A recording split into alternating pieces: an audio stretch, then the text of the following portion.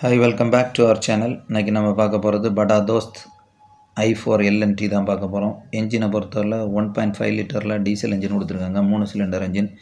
பவர்னு பார்த்துட்டோன்னா 80 hours பவரில் இருக்குது. வண்டியோட கேபின் எல்லாமே பக்காவாக இருக்குது. நல்ல டிரைவர் கம்ஃபர்ட்டாக போகிற மாதிரியும் ஏசி எல்லாமே ப்ரொவைட் பண்ணியிருக்காங்க. வண்டியில் நல்ல கிறிஸ்டல் கிளியராக இருக்க மாதிரி தான் ஹெட்லைட் எல்லாமே ப்ரொவைட் பண்ணியிருக்காங்க. ரிமோட் லாக்கிங் இந்த மாதிரி விஷயங்கள்லாம் கொடுத்துருக்காங்க. மியூசிக் சிஸ்டம் எல்லாமே வந்துடுது. வண்டியோட அவுட்டர் லுக் இன்டீரியர் லுக் எல்லாமே பக்காவாக இருக்குது.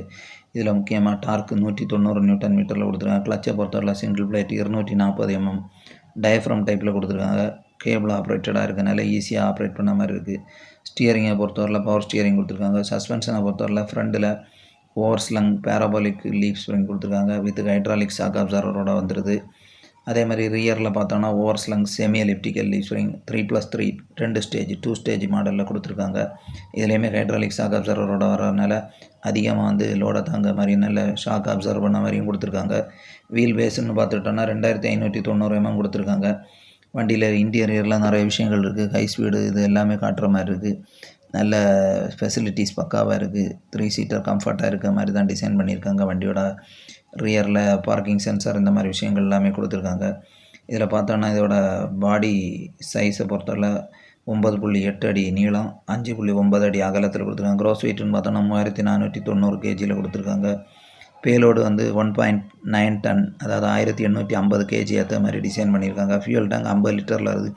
இதில் வண்டியில் முக்கியமான விஷயமே ஆட் ப்ளூ இப்போ கிடையாது. ஆட் ப்ளூ இல்லாததுனால நமக்கு அதுக்குள்ள செலவும் கம்மியாகும். ஸோ மெயின்டெனன்ஸ் எல்லாமே கம்மியாக இருக்குது. 50 லிட்டரில் ஃபியூல் டேங்க் ப்ரொவைட் பண்ணியிருக்காங்க. டயர் பார்த்தோன்னா 215, 75, 615 டைப்பு. கிரேடபிலிட்டி பார்த்தோன்னா 23.2. கிரவுண்ட் கிளியரன்ஸ் 206 mm கொடுத்துருக்காங்க. மைலேஜ் 15 km/லிட்டர் கிடைக்கும்னு சொல்லுவாங்க.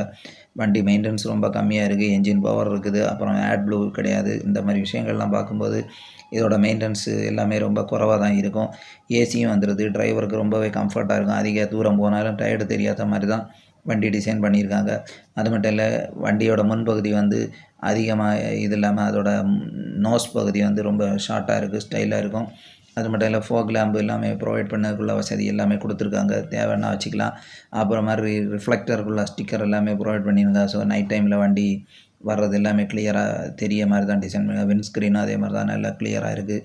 டபுள் வைப்பர் வந்துடுது. சைடில் ஓவியாரம் எல்லாமே கொடுத்துருக்காங்க ஸ்டைலிஷாக. அது மட்டும் இல்லை, வண்டியோட லோடு பாடி ஏரியாவில் ஹைட்டுமே நல்லா இருக்குது. 1.7 இதில் கொடுத்துருக்காங்க ஃபீட்டில். நல்ல பக்காவான டிசைன்னு சொல்லலாம். இந்த வண்டியோட ப்ரைஸ்ன்னு பார்த்தோன்னா 10 லட்சத்தில் ஸ்டார்ட் ஆகுது. இந்த வீடியோ பிடிச்சுன்னா லைக் பண்ணுங்கள், ஷேர் பண்ணுங்கள், சப்ஸ்கிரைப் பண்ணுங்கள். தேங்க்யூ.